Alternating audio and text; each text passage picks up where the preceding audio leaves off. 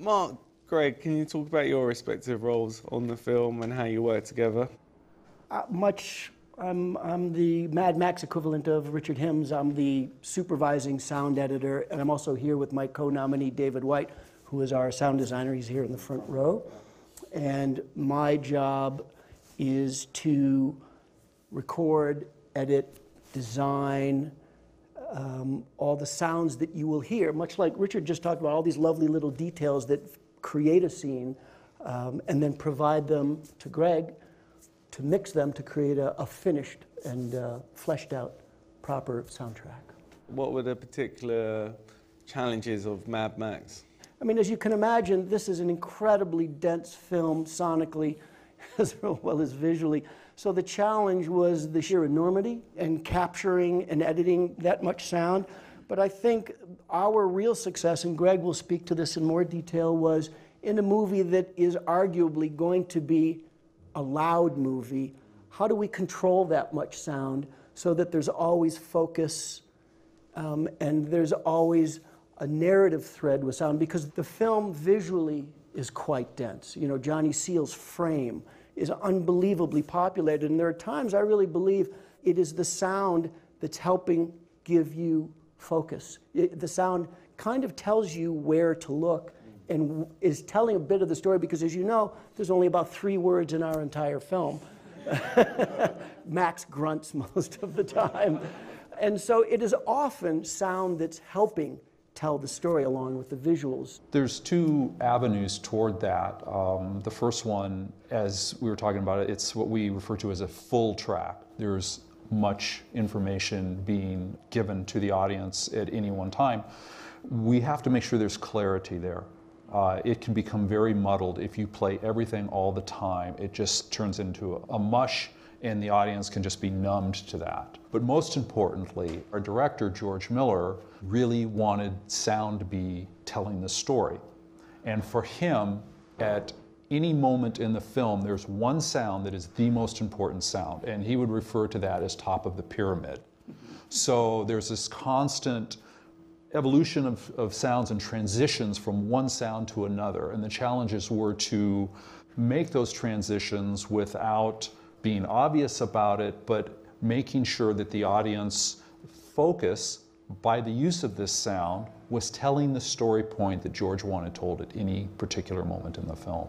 If you take the chase at the end of the film, it's a 20-minute long chase across the desert that ends the film.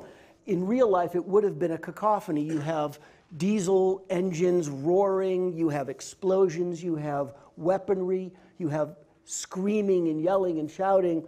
And in real life, if that had actually occurred, it would have been 20 minutes of ear bleed. So what Greg's referring to is that at any given moment in that 20 minutes, we are constantly doing a weave to create that focus, to find the one sound, or maybe 2 sounds that help tell the story and allows the audience's ears to breathe a little bit.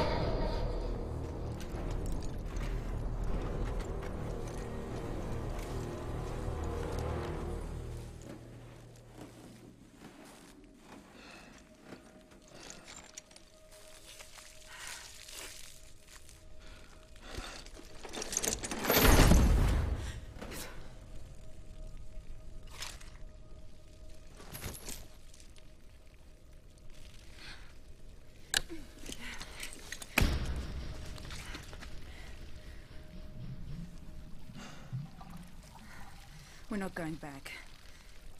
We start with a spanner banging on the side of an air filter on a machine. That's a very realistic sound, or diegetic if you want to. It's source generated within the story. But we're then transitioning from that into music.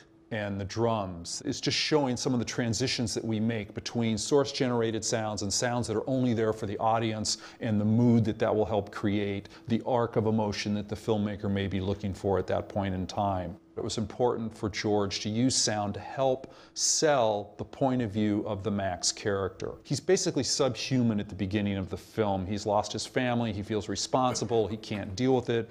He's crazy. So now he has to start to try to re-engage a bit with humanity. We called it Max's headspace. Sounds are hyper-realistic. They're very focused to what his focus is at that point of time. When his focus shifts, the sound shifts. When you're dealing with other characters, that headspace goes away, but now we're back to realistic sounds.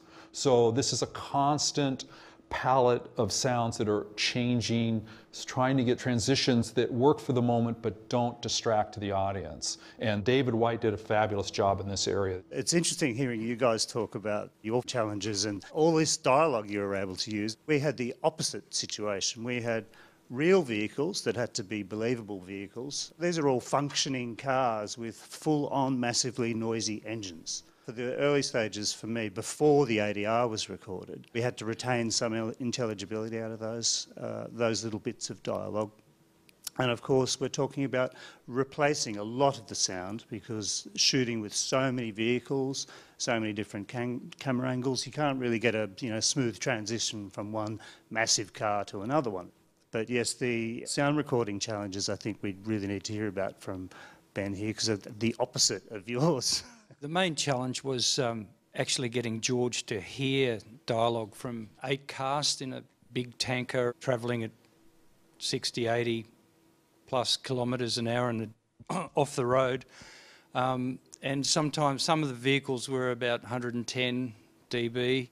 I put in-ears on, for example, Immortan. We put a mic inside his mask and he had in-ears. George was in another vehicle. We were filming with the edge arm, travelling down low and then coming back up to a close-up at the same time. And there's a stunt driver actually driving the vehicle.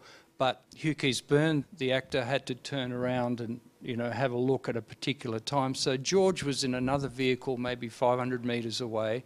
I was travelling somewhere else. So we had to design a system for everybody to be able to hear each other and communicate. And that was one of my big missions to do. And on top of that, I was recording the vehicles on the fly. So it was all happening for 6 months out in the Namibian desert. So that was a challenge for everybody. But we loved it. I would like to thank Richard, Drew, Greg, Mark, David and Ben for coming down today. It was very informative. It was great. Thank you. Thank you. Thank you.